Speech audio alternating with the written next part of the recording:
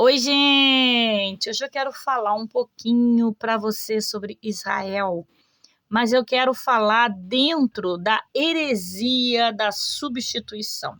Eu quero ler para você um estudo algo profundo que vai te ajudar a entender algumas coisas.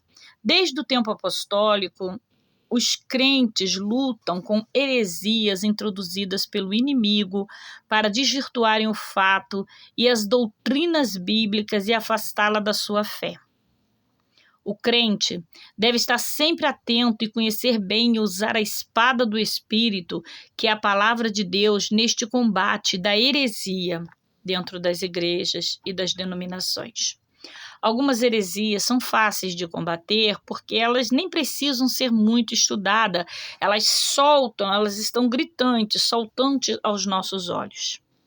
Mas outras são muito mais sutis e geralmente tradicionais.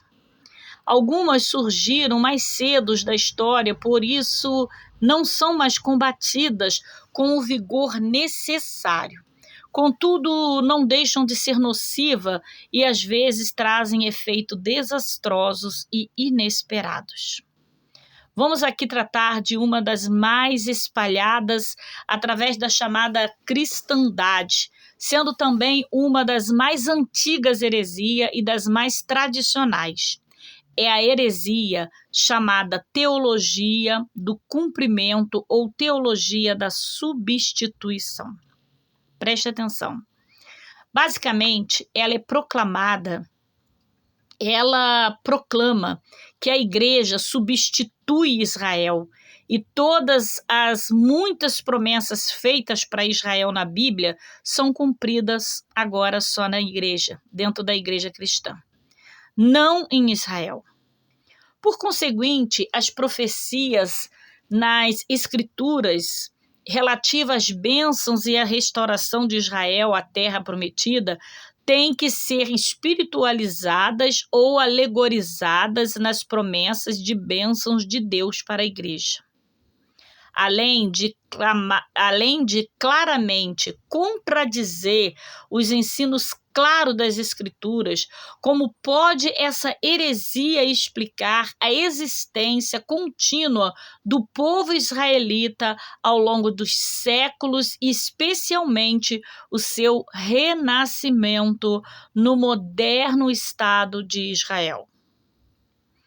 Se Israel foi rejeitada por Deus, como a heresia diz, e não há futuro para a nação israelita, como afirma essa heresia, como explicar a sobrevivência sobrenatural do seu povo ao longo de mais de 2 milênios depois da fundação da Igreja de Cristo, apesar de várias tentativas de destruí-lo? Até mesmo as promovidas pelas instituições que se denominavam cristãs.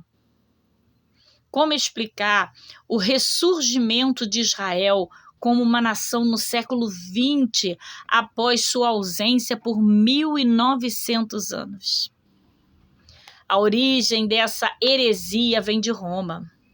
Mesmo nos tempos apostólicos, Paulo, inspirado pelo Espírito Santo, assim como foram todos os escritores dos livros da Bíblia, combateu vigorosamente essa raiz de amargura em sua epístola às igrejas de lá.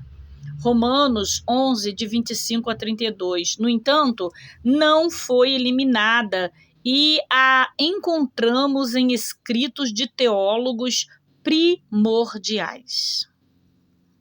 A instituição católica romana, formada anos mais tarde, viu a nova aliança em Cristo como sendo a substituta da aliança abraâmica.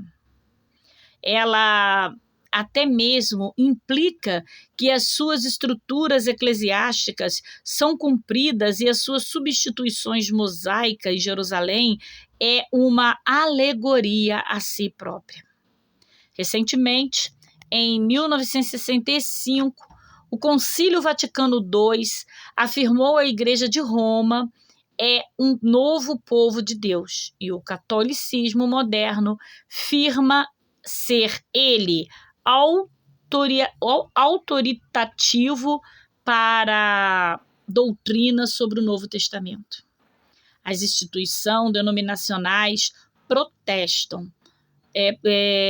As instituições denominacionais protestantes modernas tomam uma variedade de posições dependendo do grau de afastamento da heresia tradicional dos católicos, sejam romanas ou ortodoxas. Todavia, o Novo Testamento repetidamente prioriza Israel, como na informação do Senhor Jesus, que sua missão central era para os judeus. Não fui enviado senão para as ovelhas perdidas da casa de Israel. Mateus 15, 24. E na fórmula de Paulo, primeiro para os judeus, depois para os gentios. Romanos 2, de 9 a 10. Ainda depois do início da igreja em Jerusalém, a conclusão dos gentios como iguais aos judeus nessa seita floresce do judaísmo também causou problema, especialmente quando se tratava do cumprimento da lei mosaica pelos gentios. Isso foi discutido em uma assembleia daquela igreja e também foi tema de Paulo em sua epístola aos Gálatas. A visão de que Israel e a igreja de Cristo são diferentes é claramente ensinada no Novo Testamento. Biblicamente falando, a igreja é completamente diferente e distinta de Israel. Os dois nunca devem ser confundidos ou usados de forma intercambiável. Aprendemos nas Escrituras que a igreja é uma criação inteiramente nova que surgiu no dia do Pentecoste e irá continuar até que for levada ao céu no arrebatamento. Efésios 1, de 9 a 11, 1 Tessalonicenses 4, de 13 a 17. A Igreja de Cristo não tem relação com a maldição e bênção para a nação de Israel. Os convênios, promessas, advertências são válidos apenas para aquela nação. A nação de Israel foi temporariamente removida do programa de Deus para o mundo durante estes últimos 2000 anos de dispersão. Após o arrebatamento, João 14, 2, 3 e 1 Tessalonicenses 4, 13 e 18, estando a igreja ausente da terra até o milênio, Deus vai restaurar a nação de Israel como foco principal do seu plano. O primeiro evento de restauração é a tribulação, capítulo 6 a 19 do Apocalipse. E o mundo será julgado por rejeitar a Cristo, enquanto que Israel é preparado através das provações, das grandes tribulações para a segunda vinda do Messias. Em seguida, quando Cristo voltar à terra, no final da tribulação, e o remanescente da nação de Israel terá reconhecido que o Senhor Jesus, como seu Messias Salvador, terá se convertido e estará pronto a recebê-lo. Serão salvos de seus inimigos, e o Senhor estabelecerá seu reino na terra como Jerusalém, com Jerusalém como sua capital, com Cristo reinando como rei. Israel vai ser líder da nação, representante de todas as nações, e todas virão a Jerusalém para honrar e adorar ao rei Jesus Cristo. A igreja irá retornar com Cristo e os crentes reunirão com ele por 1000 anos, literalmente. Apocalipse 20, de 1 a 5. Se esclareça. Daqui a pouquinho eu volto com a segunda parte desse estudo para você. Se você quer saber um pouquinho mais, fique por aí. Não saia.